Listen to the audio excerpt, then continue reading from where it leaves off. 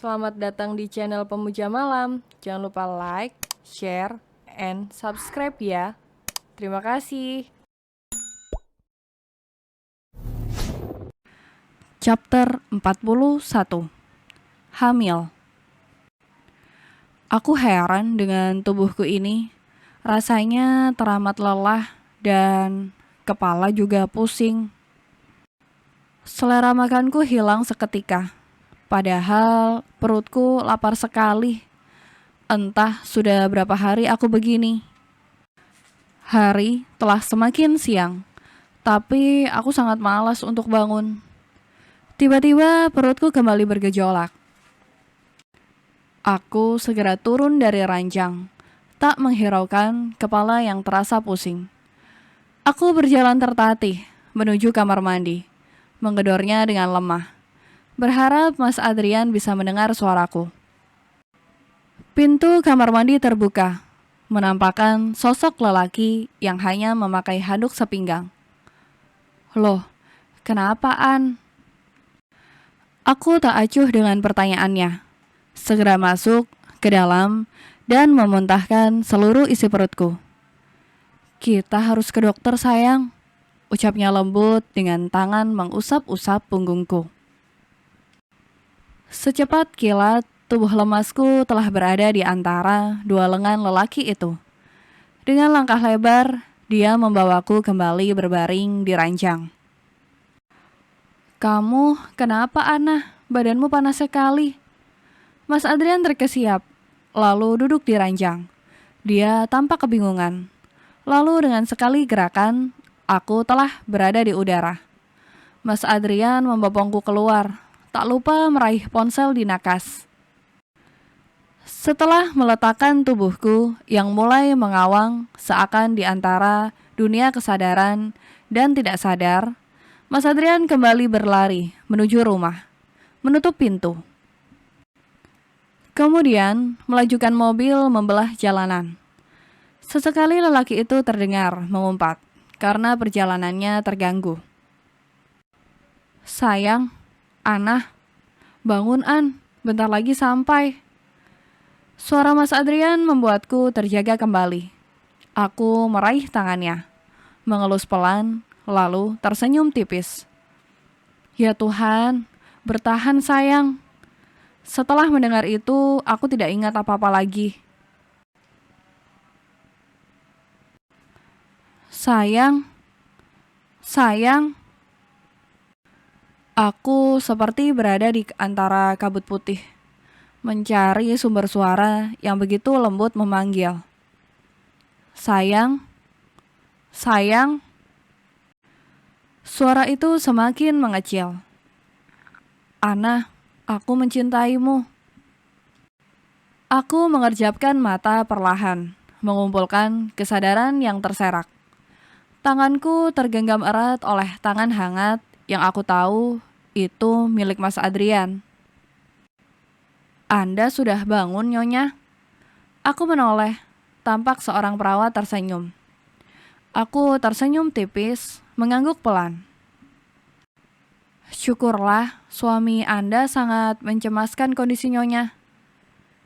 Iya, kayaknya enggak tidur-tidur itu suaminya. Baik sekali. Mas Adrian hanya tersenyum tipis, menimpali ucapan sang perawat. Bagaimana kondisi istri saya? Tanya Mas Adrian tak sabar. Kita tunggu visit dokter ya Pak, sebentar lagi. Bapak tenang, istrinya baik-baik saja. Perawat yang menyaksikan aksinya senyum-senyum, sedangkan aku yang tertunduk malu.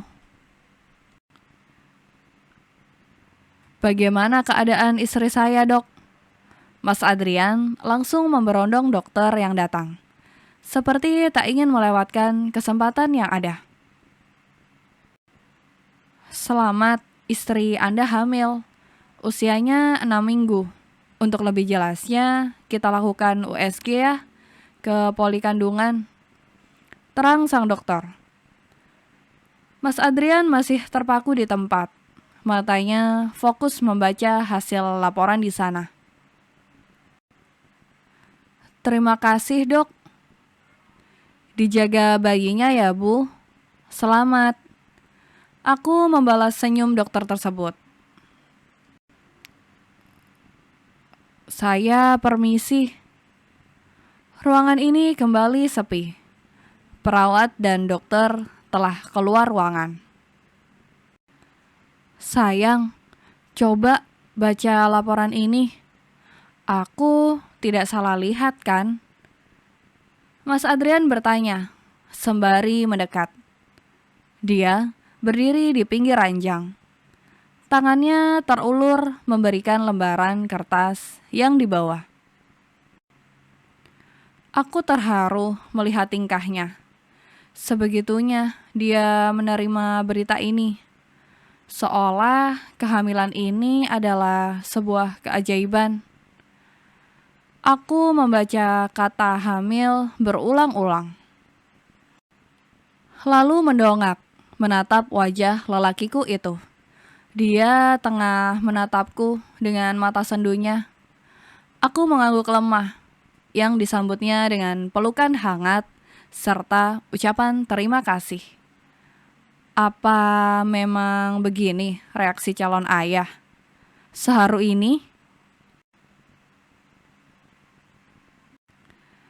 Ini kantong rahimnya kelihatan ya. Jelas sang dokter dengan menggerakkan alat di perutku. Nah, ini janinnya. Belum kelihatan, dia masih sangat kecil. Aku mengangguk berulang kali.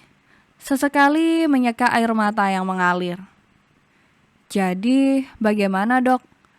Apa yang harus saya lakukan untuk menjaga istri dan calon anak kami? Wah, Pak Adrian suami siaga ya? Sekali lagi, selamat Bu Hana. Dokter tersebut tersenyum. Sebenarnya aku malu dengan tingkah Mas Adrian, dengan pertanyaan-pertanyaan konyol yang dilontarkan. Namun aku juga bahagia mendapat perhatian yang begitu banyak dia berikan. Aku merasa dia sangat mencintai kami. Jaga nutrisinya ya. Untuk awal-awal kehamilan memang akan mengalami sering muntah-muntah. Tapi terus diisi saja. Cari makanan yang mengandung selera. Ibu hamil itu sehat, jadi makan apa saja yang diinginkan selama itu tidak membahayakan.